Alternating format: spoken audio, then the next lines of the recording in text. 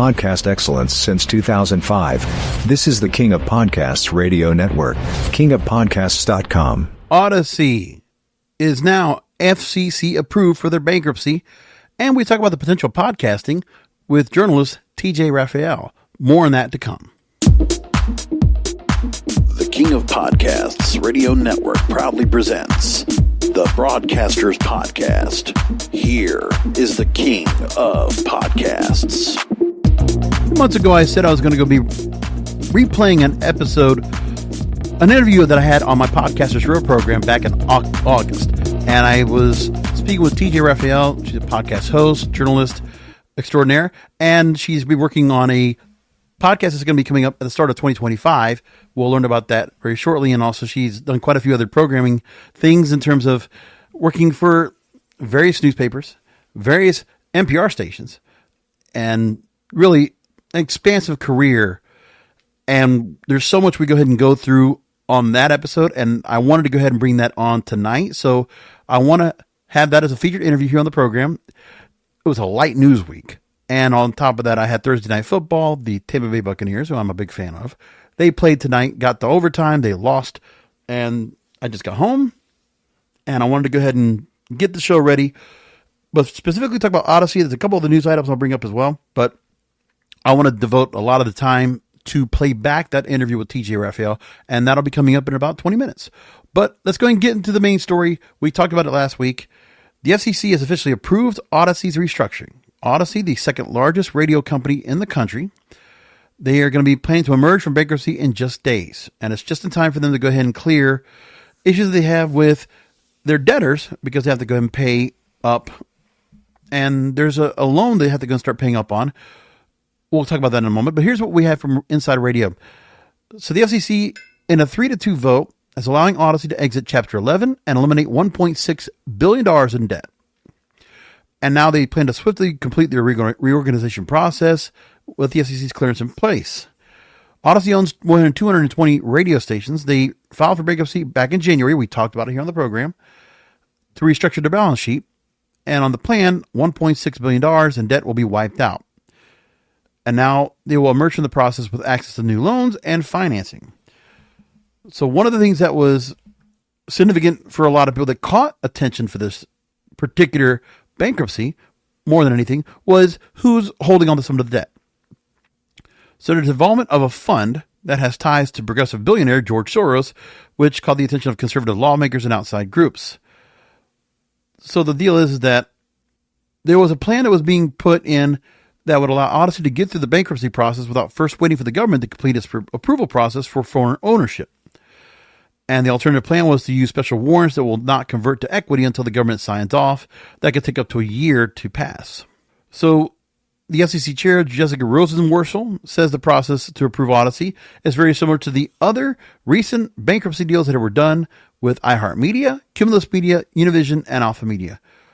It's very discouraging, not this particular case. Of course, for political ramifications, people will say that. I'm not looking at it that way.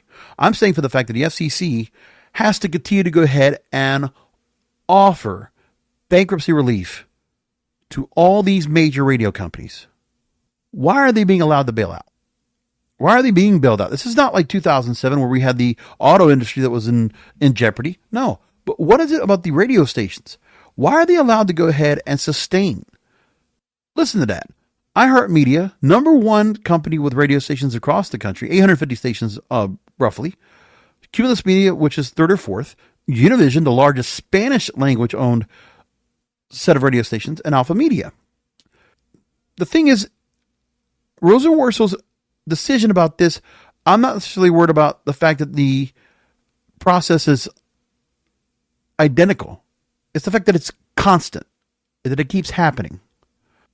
Where the SEC doesn't come in, from a financial standpoint, why doesn't the SEC come in? Because of the fact that, they can go ahead and delist when these stations or when these companies will fall underneath $1 per share or even less than that, which is what Audacy is doing. And now that Audacy is getting out of Chapter 11, they're going to go private. And so there are a lot of people that are screwed that bought shares under Audacy after it was bought from Entercom, which was bought from CBS Radio. See, this deregulation continued along where Infinity Broadcasting Stations, CBS Radio, Entercom to Audacy. And now we have another similar case. Sure, only $1.6 billion wiped out, but still, they still have debt on their books. Let's make that clear as well. Now, there's more about this decision that talks about the federal bankruptcy laws, and I'm not going to worry about that part. What I am going to say is that when we talked about this last week, one of the things I made clear of as well is the fact that with Audacy and be able to go ahead and get out of the deal with this, it's very unfortunate because we see that it constantly, what they're still left with anyway. Let's get back to the point of this. Because what was happening now was Audacy had approximately $1.9 billion in total debt. The thing is, it's still going to be too much for them to go ahead and really hold on to. But now that they have this private equity that will have more than enough capital to go ahead and sustain, then this company can be held hostage, basically. This could be corporate owned, be drawn down even further and micromanaged, even brought down further in quality, and they're not going to make their money back. They're not even going to put the efforts to try to get the revenue back. And that's what they're going to continue to deal with. So after what happened here, 80% of their debt is wiped away. And now they go ahead and come out of this, and here we go. They now have $350 million in debt. Still. Total net leverage of approximately 2.7 times, well below most of the other large radio groups. SEC paperwork laid out the reorganization plan. 100 million shares of new Audacy were issued, 27 million non-voting shares included. Laurel Tree Opportunities Corporation, MBX Commercial Finance, are now the major shareholders in radio's second largest group. Laurel Tree, which has ties to billionaire George Soros, will hold 57 million total shares, 41 million voting shares, 41% stake in the company. MBX Commercial, which is a backer of digital news and sports streaming channels, will hold 9.5% interest. And other institutional investors will own shares in the reorganized Audacy, that's Bank of America, Goldman Sachs, JP Morgan, Morgan Stanley, and Prudential Insurance. Audacy's new owners and the banks that are swapping their debt for stakes of the company, along with Soros Fund Management, will bring to an end Audacy's time as a public company. They will go private. And for whatever reason, David Field, who has been president and CEO throughout this debacle, he will serve on the company's new board. And the existing management team will remain. Wonderful. Now, according to what they said for their ownership, that are adjusted earnings right now have more than doubled, 128% from a year earlier. So that's like 120% out of nothing. Significant gains in revenue shares, accelerated digital revenue growth, which is podcasting, the only revenue growth they have, and prudent expense cuts, which is cutting more staff. They're going to maximize a broad set of opportunities to further accelerate growth and for the benefit of Audacy and its all stakeholders, not for the listeners. The radio station is not for the airways, not this company. They don't care about you, the listeners. They don't care. The consumers, they don't care. They just want your money. And the National Association of Broadcasters were asked about this. The fact that bankruptcy reorganization got praise from the NAB. Curtis Legate says it's essential the FCC's regulatory processes are fair and predictable so all broadcasters can innovate and invest in their stations. Yeah, they can all come out of bankruptcy. They all fail, and they get bailed out. The National Association of Broadcasters, of course, a big lobbying arm for radio to these companies, to these policymakers. They're the same ones that are also trying to go and push to make sure the AM radio stays in cars. This almost leaves me speechless. How embarrassing this is that this is all allowed to go and happen. The fact that David Field is able to go ahead and continue to serve as president and CEO, the management team, they're not penalized. They get to go ahead and stay on the team. Like, what kind of deal is that? You're going to fail forward. You're going to continue to fail forward. And all that happened was $1.6 billion of funded debt is reduced down, and you get $350 million emerging. They will not pay off that debt. let me just make that clear. They're not going to pay off that debt. If it does, it's going to be years from now. But now, privately held. Privately held, and that's it. And now they get to go and do the same thing like all these other companies where they're just continuing to go ahead and push off their loans, push off their liens, and, extend their credit out when they can't pay. When they can't even pay the interest. Like, how many times do we have to see stories where iHeartRadio can't pay off its interest? Let's extend another year and another year and another year. And what about all those shareholders? What are they going to get paid for holding the bag of debt that they have right now because they lost money by investing in this company? That was delisted from the New York Stock Exchange. It's now an OTC stock. It's a pink stock. Barely holding on to $1 a share. What good is that? Whatever can happen. I don't know if the FCC is going to be the one that's going to go ahead and where changes happen, where then things can be made where deregulation could go ahead and be reversed. Not in terms of deregulation, in terms of where stations can't buy other stations, there can't be limitations. I'm just saying, if you can't find the money the natural business way, hold on to a healthy amount of debt, okay, without having to go to bankruptcy, and you could actually make revenue, then have the stations. Hold on to them. Operate them. Serve the general public.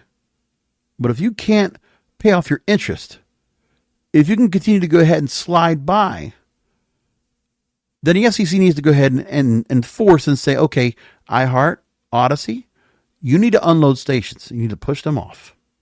You need to sell them. Because you cannot hold on to the threshold of stations that you have now with your current debt. You need, as part of bankruptcy, much like iHeartRadio, they also had their bankruptcy issues before, and they had to go and let go stations. Audacy was never made to go and let go stations, except for one, to meet a limit. That's embarrassing. Story I didn't get to last week.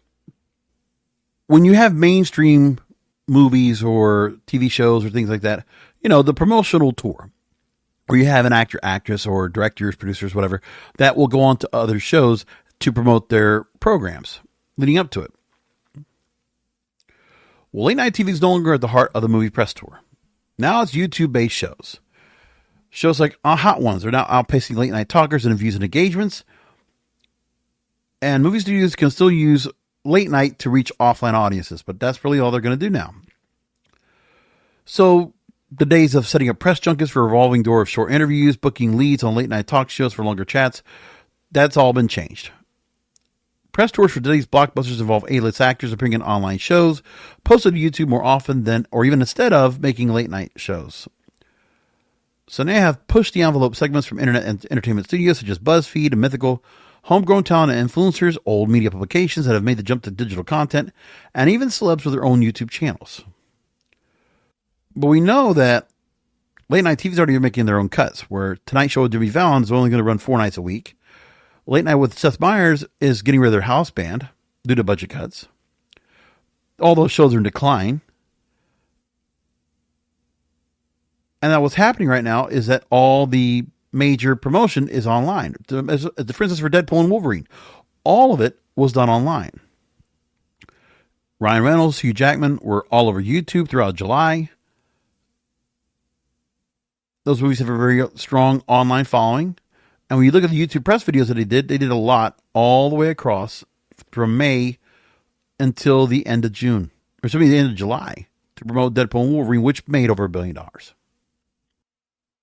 It wasn't until when the movie was going to come out right away that there was a Tonight Show appearance for Ryan Reynolds and Hugh Jackman. And that's it. But everything else was, they went out. They went to radio stations. But all these places had digital content. Magazines, websites, all that. Only a couple places did they go for anything else. They were on The View.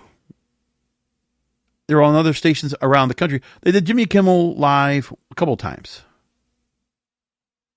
Well, actually, they were one night. That's pretty much it. But for the most part, they were mostly online. They took a lot of time for that. Twister's the same idea. Where late night TV was just secondary. It wasn't the first place they went to. It was just like, okay, we'll add it in there, in the mix. It was just another hit. That's all that matters. Interesting. So that was a fascinating story that Variety came out with and talked about. It was also a story about the value of music for TikTok, and this is from Billboard that talked about it.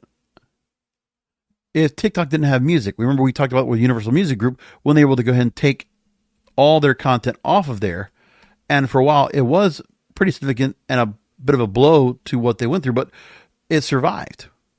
TikTok did fine. And again, they were going to pay the royalties that they needed to. However, it was for limited content, for short form content, when they're not even using the full licensed music. So there was a deal between Merlin and TikTok that fell through. And Merlin was a company that represents 30,000 indie labels and the distributors that it represents, and TikTok walked away from negotiated a renewed connective license with them. And TikTok Music itself, its nascent music streaming app, which I thought was going to really come in and make a waves, they decided to go and shut it down. They didn't decide to pursue it. The Universal Music feud last year made a major turning point for TikTok's perception of the value of music. Stalemate, which went from February to May, took small experiments done in Australia and brought them to the global stage with the world's single largest catalog. If any event would have proved that music had negotiating power over TikTok, it was this. But the impact was much more limited than the music business would have hoped. But really, TikTok app views were still the same. Rarely, if ever, anyone will find a video for their For You feed which muted UMG audio. Whatever unknowable algorithm controls that feed simply adjusted the served videos with still available songs instead seamlessly. And that's what they did. And actually, Universal Music kind of took a hit for it because then everybody else started just using other music. And they just went along. Damn UMG for taking the music away.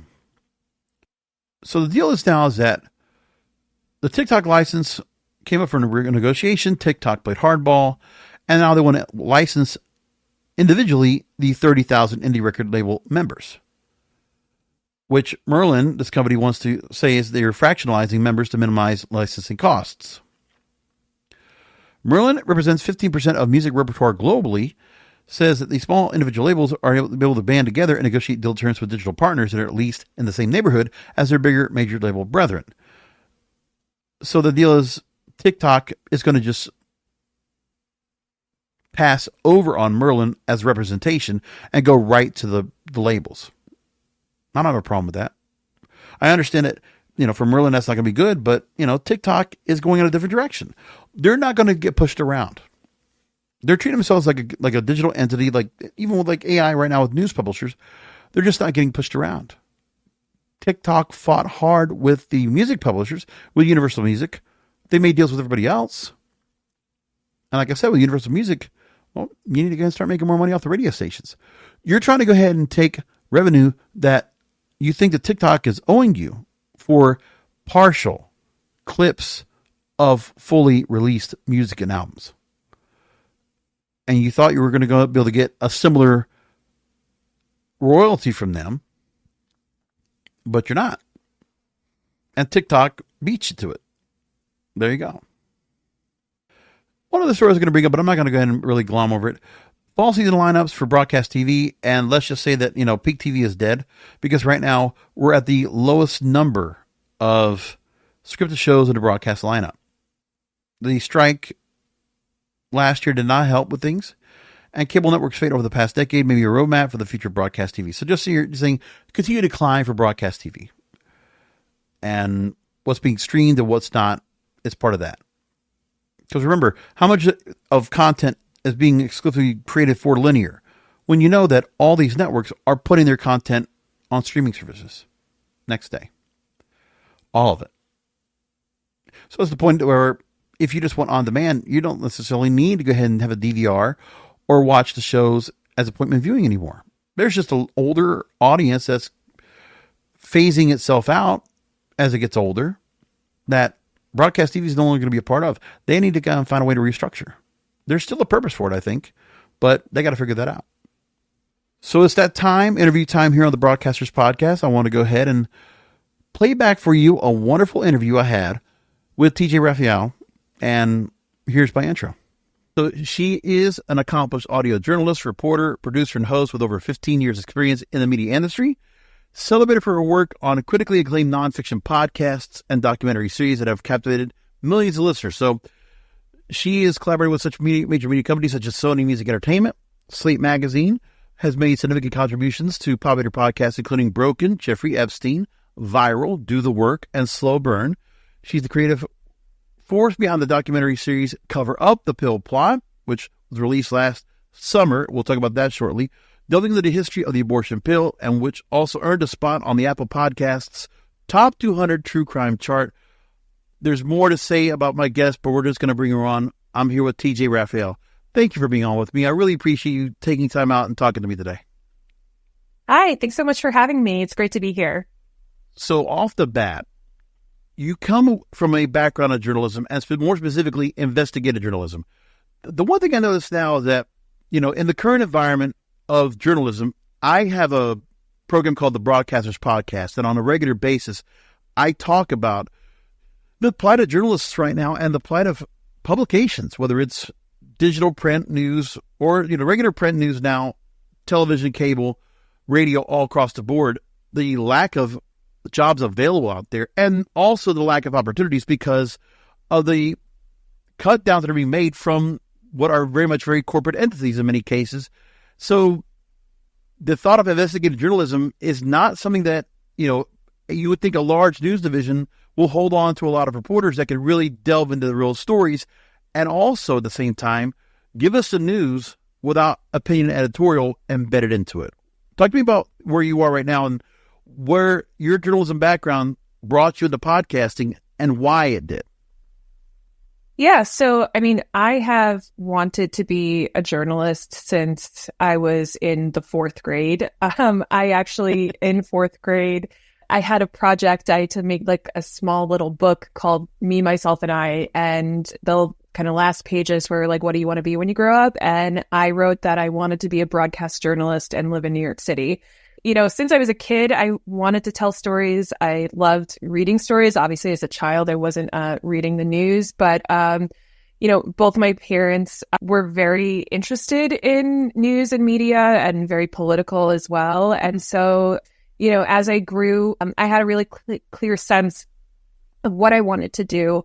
And initially, I started out in a print background. And when I was a senior in college, I did a couple different fellowships. I did one with the New York Daily News. And essentially, I was working unpaid because it was a fellowship as a reporter for the news. And I was running around Manhattan, going from a red carpet event to the scene of a fire to the scene of, a crime, a sexual assault or something, and interviewing people about what they knew. And I also was an editorial research assistant to Wayne Barrett, who was a storied investigative journalist for the Village Voice, was a reporter covering Albany, the New York State Capitol, the governor's office, the state's high court. But the other thing, in all those areas, established, well-accredited. Again, you were embedded, first of all, from the state capital, New York, into New York City itself with some very legendary publications. Now, when you were there, again, in the learning process, was it something about which particular reporters or journalists that you wanted to have to reach out to mentor with you? Were there any particular people, without saying names if you had to, but what was it that really drew you into the area of investigative journalism? What was it that you saw that said, okay, this is the direction I really want to go? I really had what I felt and still feel is, a moral obligation to tell stories of injustice. That has been really my North Star throughout my career. And, the reason I am a journalist and continue to tell stories, the world's a really hard place. There's plenty of people who need someone to help tell their story, to help get whatever issue that they're dealing with, get attention towards it. I could not imagine doing anything else. I feel it, deep within my bones to help people tell stories and to, hopefully hold those in power accountable. As a young person in my early 20s, kind of breaking into the industry. That was the kind of journalism I really wanted to do. But then, I started to really shift into audio pretty early on. I remember when I listened to my first podcast, I was actually driving up to Albany to go back to my job up there covering the governor's office with a friend, and she was driving me and she had an iPod. Tells you around what time. Right. Well, that's exactly when, but already by that time, podcasting had already become a term. Yeah. And this was in 2008. She played an episode on her iPod of This American Life. And, I say it was my gateway drug. As soon as it ended, I said, do you have another one? Can we listen to more? Now, I got to ask you this too real quickly, because it was something where there was a transition period for you because, and I understand this well because coming from radio, 1994, I went into college, and radio was still kind of something relevant, but then there was a lot of deregulation. The Telecommunications Act of 1996 had passed, and a lot of companies were being bought out and swallowed up by other bigger companies, and there was just a whole fire sale of stations. And the way the radio environment was by the time I graduated in 98, it changed completely. And I imagine what happened for you in the college experience, because you did go through fellowships and internships and on, by the time you got out and you were, now professional career is off and going, the journalism landscape has changed. And so when you hear, early adopters like NPR, which by the way, on this program, I always praise because they were early in the step on this. They are also, I count them as responsible for the group to create mainstream podcasting. I think when Serial came out in 2014, they set the bar at such a great spot. And of course, adapted from This American Life, that's right there is when podcasting was on the map for everybody to notice. And that was where you got to go and hear it right at that point. And obviously, This American Life also investigated stories with like Sarah Koenig that hosted that show initially. Was that something that, did you notice yourself by listening to that program that you were going to get yourself into that environment someday? Yeah, I mean, that was really, a moment for me where I thought, audio storytelling might be the medium that I would like to stay in. I mean, this, when I heard that podcast, it was 2008. Obviously, we're at the peak of the financial crisis. I wound up graduating a year and a half later, and print publications were shutting down left and right. So it was, a very bleak time, I think, to be a journalist, especially one focused on, solely focused on the written word. When I was at my daily news fellowship, they said, we wish we could hire you. We could bring you on full time, right. But we don't have the budget. We don't have money to hire new people because, the industry was really struggling. I mean, the newspaper industry is still struggling, so it was both, strategic, I think, in that it feels like a fresh and new medium at the time. But also, I just really felt connected to hearing a story in that way. I think hearing someone's voice, and having it be part of the story, what they sound like, their emotions when they're talking, elevated that storytelling experience and made me feel like it was something I wanted to be a part of. And so, I continued, until when, it was 2013, I continued to work in print journalism. When I graduated from college in 2010, I got a job at a small trade publication in Connecticut and was writing about media business and media economics. It was not, the kind of storytelling I wanted to be doing, but I was just happy to be writing. Stay in the profession, exactly. Journalist. Yeah. Right. I want to ask you this too, TJ, because also 2007, 2008, we have, Twitter, Facebook, social media is starting to burgeon at this point as well. And I always call about this on my other podcast, the Broadcasters Podcast, about the digital disruption. Because much like newspapers, TV stations, radio stations, they were not paying attention. And how would they know? When they didn't realize the internet was going to be such a factor to hurting their business, because since that time, it's continued to go and erode away at what physical units could be sold. So newspapers, like I say, if it's the Village Voice or the Daily News, that goes by the wayside because people could find their content online. And also, looking for news that you're looking for, they might not opt to go ahead and look for it within a newspaper or a physical publication you have to open up. They're going to go find it online somewhere. So the other thing now is we're all the way from that point of time to where there's a bit of, I feel like, and this is my word, the desperation right now with news publications like the Daily News or, the New York Post or, other Washington Post, all these other papers right now, because AI is coming to play. So the full circle, this next turning right now of journalism is where journalists are no longer writing the stories. They're just doing data entry right now to feed into the machine, the computers, the algorithms that are going to write the stories for the publications. What do you see right now about this full circle turning right now? Because that's where we are at this time. And now the publications are getting paid by these AI companies more and more every day to allow the access.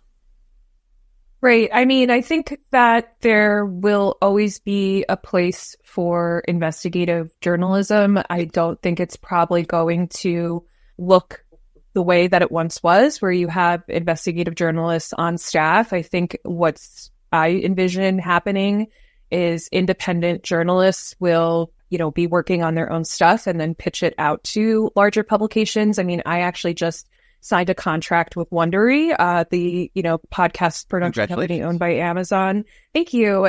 After I, for 6 months was pursuing my own investigative story, I then, brought it to various podcast production houses. I had gotten, 4 offers for development, and I ultimately wound up choosing Wondery. And now my series is going to be released early next year.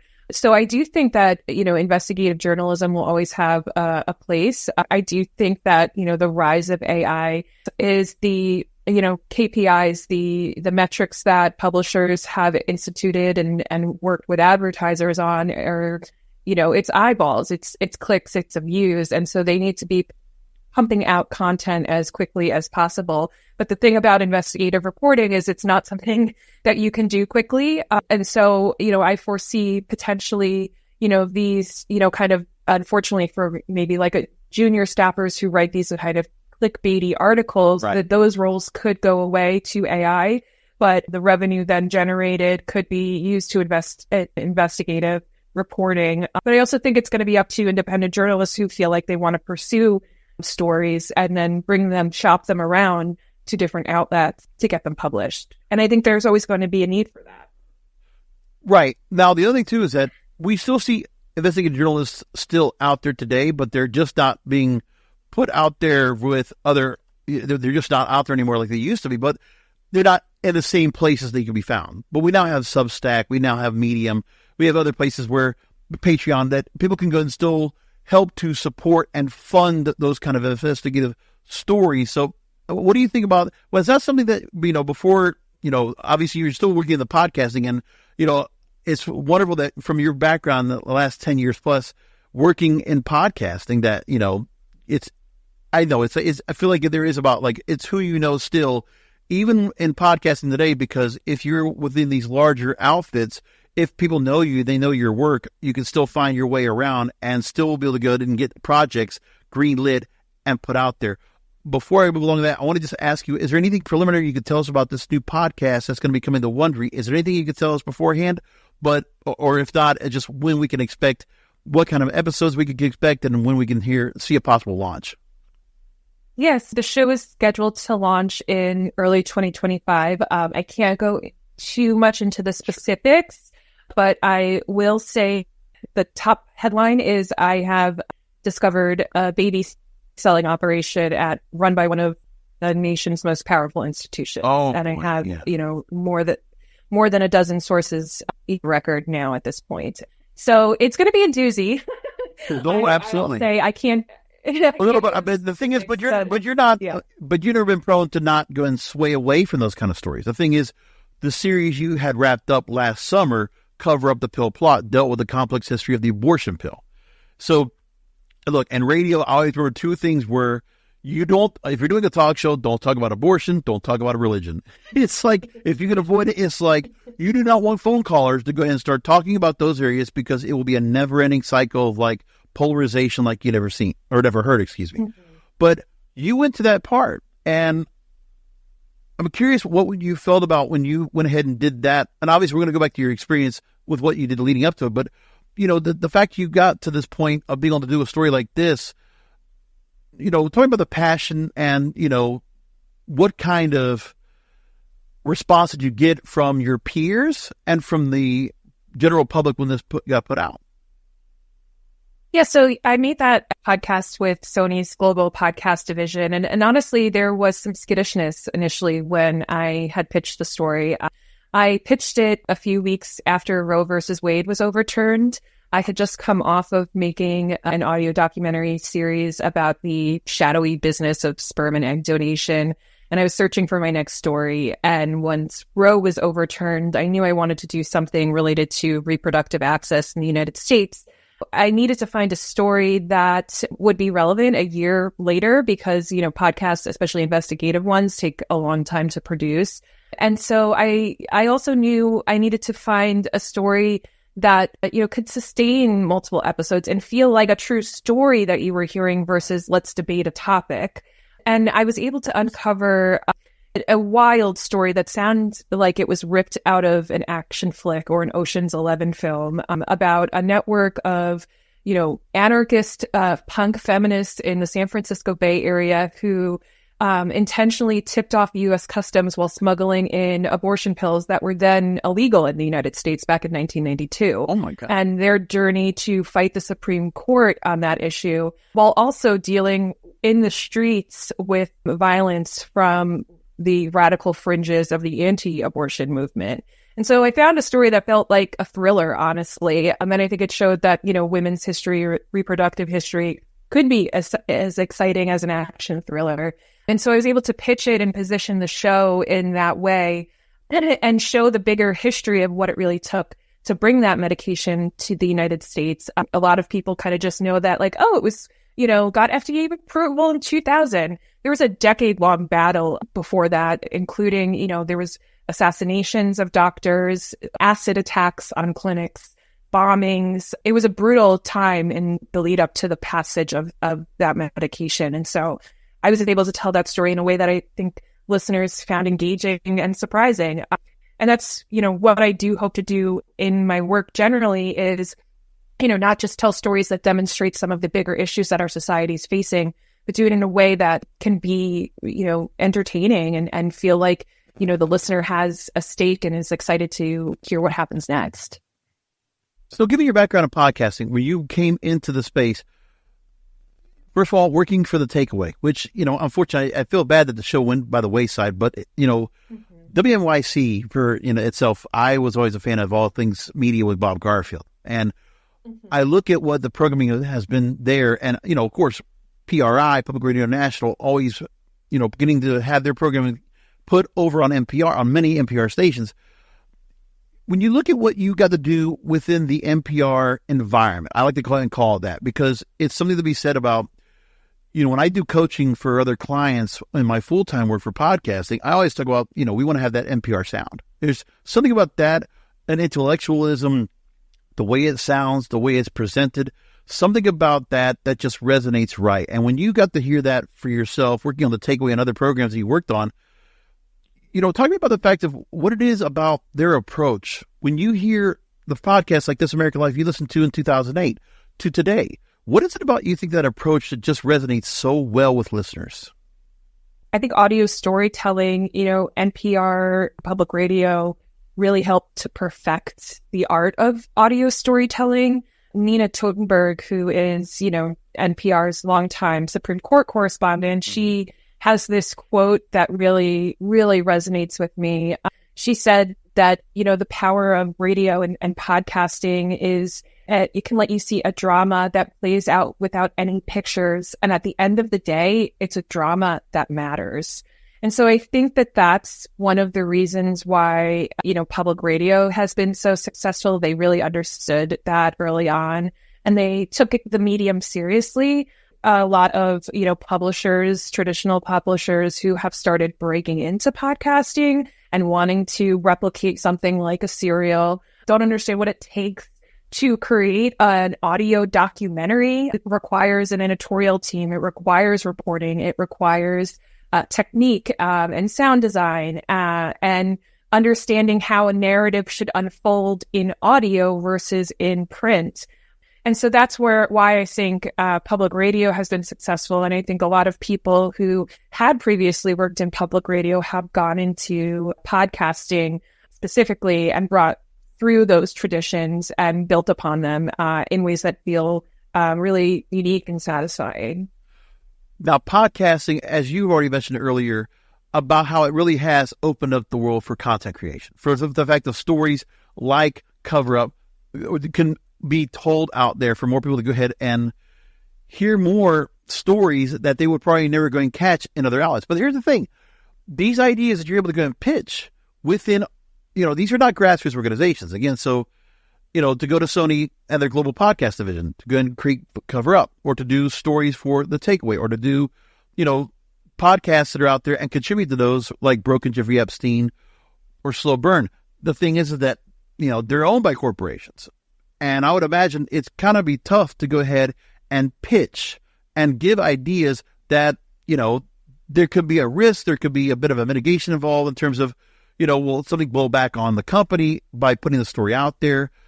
Give me what you had in terms of some of the pitch meetings that you've had with some of these organizations, and have they given you that kind of thing, or have they really been very receptive and warm, and they've given you the access, they've given you basically the permission and the blessing to go as far as you need to go with the story? Yeah, I mean, I have, largely gotten the permission and blessing. And I think the reason why is because you're not leading with topic, you're leading with the story. If you say, I want to do something on abortion rights, let's say, that's a topic, abortion rights. What is the specific story that you're going to tell? If you can find a good story, I think a lot of publishers are willing to make something regardless of the topic, as long as the story is compelling. And so I think that's a big distinction for people as they go through this journey of pitching. You can't just go to a company and say, hey, I'd really like to do something about X. Like, okay, well, what is the story that you're trying to tell? Find me, who are the characters? What are the stakes? You need those specifics before you ever walk into a pitch meeting. I'm actually teaching an online course in September with the Association of Independents in Radio called How to Pitch Your Podcast to Executives and Get It Made. So I'm going to go into it a lot there. One of my big things is like, if you're just walking into a pitch meeting with like a vague outline and being like, I would talk to this person if I got a green light, you're doing it wrong. When I pitch a show, I have already contacted the people who are going to be my main characters. I have gotten buy-in from them, access to them. I have multiple characters. I have developed an episode outline of how I imagine the story, the specific story, unfolding over several episodes. I have supplemental materials of research. I have, documents making the case for why the story should be told right now. So I think that the topic is not necessarily, murder is controversial too, just because something's on abortion, right? Like, I think it doesn't really matter as long as you have a good story. And the story I found with the pill plot of anarchist punks challenging the government and battling, violent extremists literally in the streets, that was a good story. And so I was able to get buy from that. And I think that's the key to, whether you're pitching something in print or if you're for the web or in audio, if you have a good story, you have a good story and people will want that story to be told. So that's a good point you make, because for some people, if they want to consume that story, maybe they want to listen to it in an audiobook or be able to read it in, on a Nook or a Kindle. Is that something you've also looked at, the fact that, when you are preparing this content, do you feel like it's also something that you could generate and just re-platform onto a print platform? Yes and no. So, I think that I probably could have told a shorter version of, something like the pill plot, for example, or even what I'm working on now. But one of the reasons I prefer audio to other mediums is because I think it allows you to go really deep and get really immersive in the story. 6 or 7 45-minute episodes is going to deliver you a lot more story than, a 1,200 word article will, or even a 5,000 word article will. for me, I could have, pitched any one of these stories in a print format, and I think I probably would have had a good shot of, getting it published. But I love audio. And so Right. I wanted to tell these stories in audio because, again, I wanted to hear, the pain in someone's voice when, they were telling me that, they almost had their leg broken when they were trying to defend their abortion clinic. That, when they turned on the news one day and they saw that clinic was on TV because it had been burnt to the ground, capturing that emotion in audio, it just, I think it does so much for the story versus just kind of reading that on the page. Right. The other thing, too, is that when you look at the current environment of podcasting, it's a lot of mainstream podcasters that encompass the top of the Spotify and Apple charts. But, when I look at what they have out there now in terms of the programming that we have, okay, a lot of podcast deals are being made all across the board. Alex Cooper, Call Her Daddy, just got $100+ million per year deal over the next 3 years for her show to go over to SiriusXM. There's Smartless that went over to SiriusXM. You have Joe Rogan initially had that first big deal that went over to Spotify, among others. And you're seeing that those outlets are, they're trying to get into the podcasting, but they're more into the entertainment side.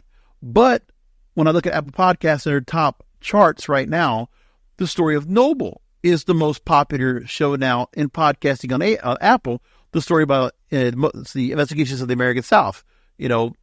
In winter 2002, 300 bodies on one property in the tiny town of Noble, Georgia. The whole story like that, something out of Twin Peaks. But those stories still resonate. It is hard to go ahead and find, in the world of podcasts that we have, that are all news and commentary, that are all these commentary shows, that are entertainment shows and comedy podcasts, to break through the mold and have an investigative podcast or a nonfiction podcast like this to break through the mold. Tell me about how important that is right now, because I guess, it's surprising when you find out who your listeners are and how certain stories will resonate and will become much more viral than others. Yeah, I mean, I think the reason why it's so important to, have these kinds of documentaries in audio right now is, I mean, our world is really a challenging place. There are so many people out there who have compelling stories and feel like they don't have a voice or a means to tell it. And their stories are extremely important to our society, to holding people accountable. I think the podcast a couple years ago, In the Dark, had won a Pulitzer Prize. The reporting that this podcast did actually spurred a Supreme Court case. And so, I think the best kinds of journalism can be journalism that changes the world, that holds people in power accountable, that shines a light on abuse of power. I don't care if it's done in a print medium or if it's done in an audio medium, it can be really impactful. So that's why I think it's important to have, investigative reporting in audio right now, because it's another access point. And a person might be, more willing to listen to a podcast that feels like an exciting story instead of, reading, what feels like a hard news article on, the New York Times website or the Washington Post website. So you're probably reaching a different demographic who might also not be thinking about these things until you present it to them in audio. There's a part when it comes to the podcasts, as I just mentioned. So obviously these big podcasting outlets, SiriusXM, and then you mentioned Amazon that owns Wondery. You have, iHeartRadio, iHeartMedia also, all the podcast game, Spotify also the podcast game, putting a lot of money now into podcast creation, more content creation than ever. Just the same like idea where you say to where Netflix with this model. SiriusXM's trying to go the way of Spotify, trying to create this all-in-one audio platform.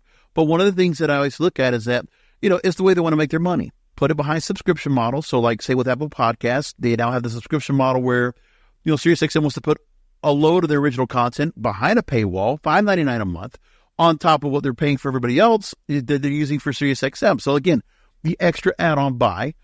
The other thing too is that, while they're putting the money in the content, would there be a risk that certain podcasts like yours or theirs are going to have, like if you need the staffing, the resources that you have to create these bigger programs, if they're going to try to offset some of the costs by using AI and automation for voiceover work or for script writing or things like that.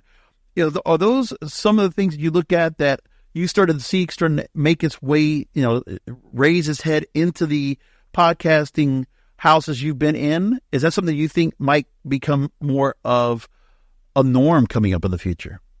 I don't think so, for a couple reasons. Podcast listeners like to connect with the host. I don't foresee listeners really gravitating towards an AI voice, even if that AI voice can sound like an authentic human. One of the reasons why NPR, I think a recent survey found that their podcasts are among the most trusted to date. And that's because they trust the voices that are telling them information.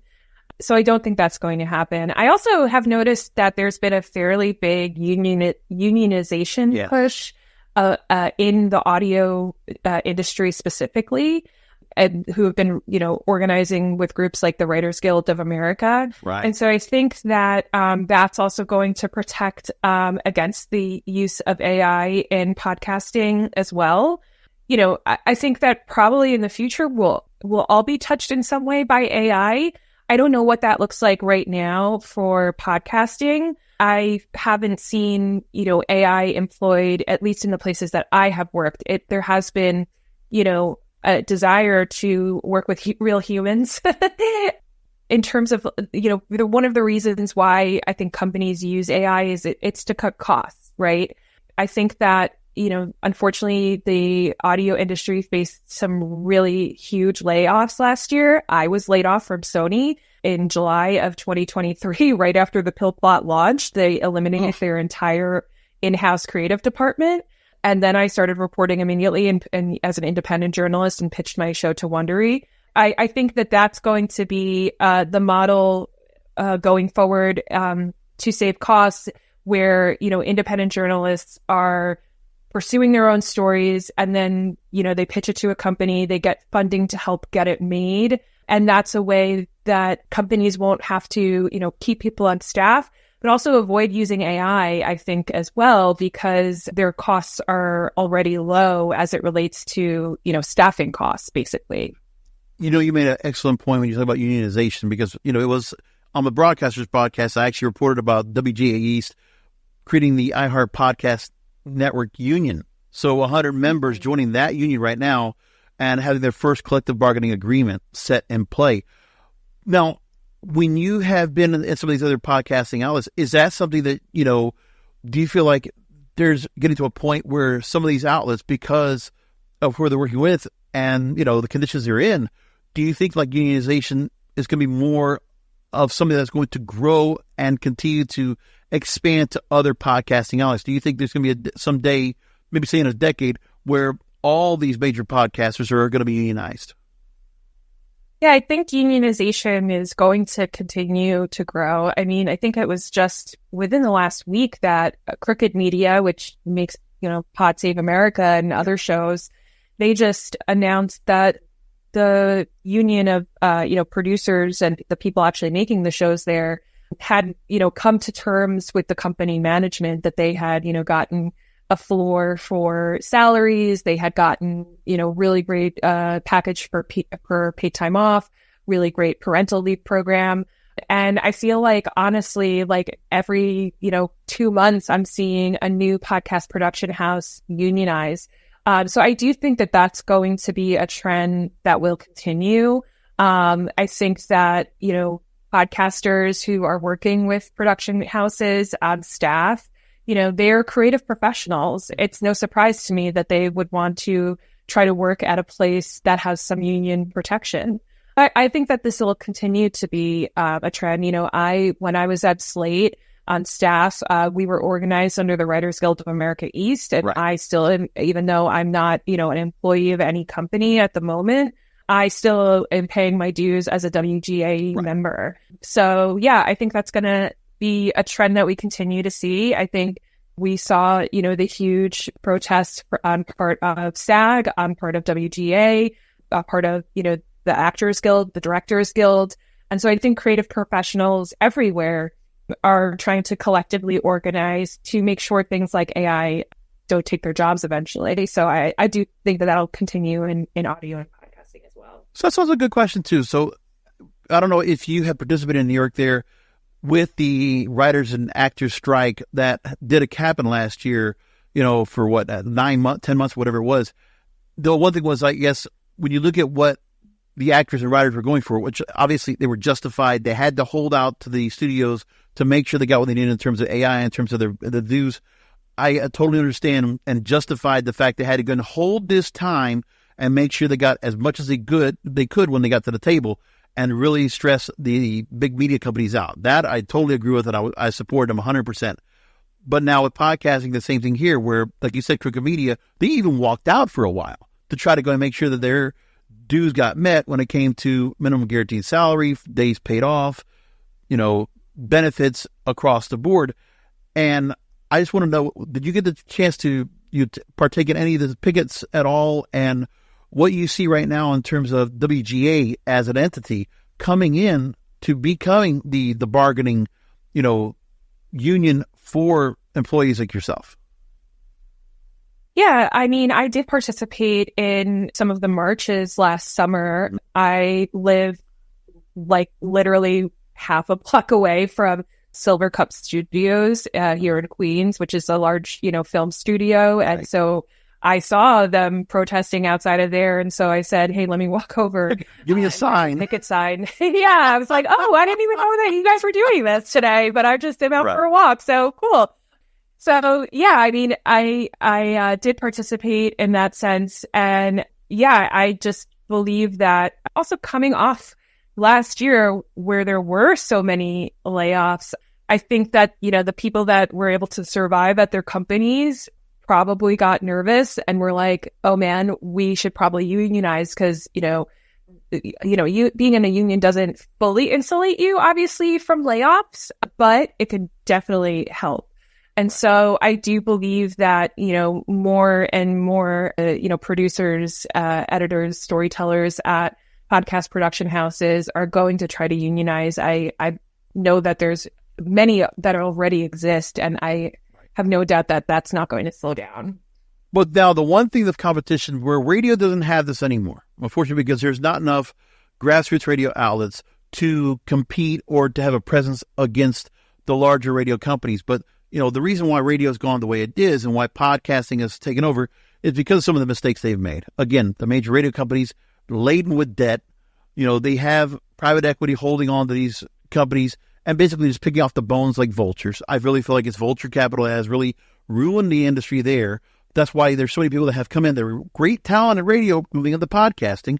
But the other thing, too, is that when you have a difference between the mainstream podcasts like the Wonderies and the Crooked Medias and the Sirius XM, Spotify's, and all that are distributing all this content out, the one thing is there's all these grassroots podcasts, thousands upon thousands right now, hundreds of thousands, as a matter of fact, that are still out there competing against, all these other shows out there. So when you look at that, do you ever kind of look back and, behind your shoulder and say, we have to stay on our game because anybody can come into the woodwork and become viral sensation. And then all of a sudden, we have new people that can always compete. There's a competition within the grassroots to always keep in mind too. And also it creates the idea for, since 2008 or even before, a lot of people know now that it's much easier than ever to start a podcast. So for those that might want to get into the podcast industry, start their own, what advice would you give them, and what should they look at when they look at the environment? And my main piece of advice would be to please get a good mic. There's plenty in there's so many podcasts out there that it sounds horrible. Agreed. Technical standpoint. Yeah. And I mean, I think that, grassroots podcasts, there are various collectives that those people can join. Like, I mentioned the Association of Independents in Radio earlier. That's a great organization to join. There are plenty of collectives that you can join to seek out support. Radiotopia I think has a really interesting business model where it's functioning more like a co-op now, where, the people that are making the podcast own a stake in the company.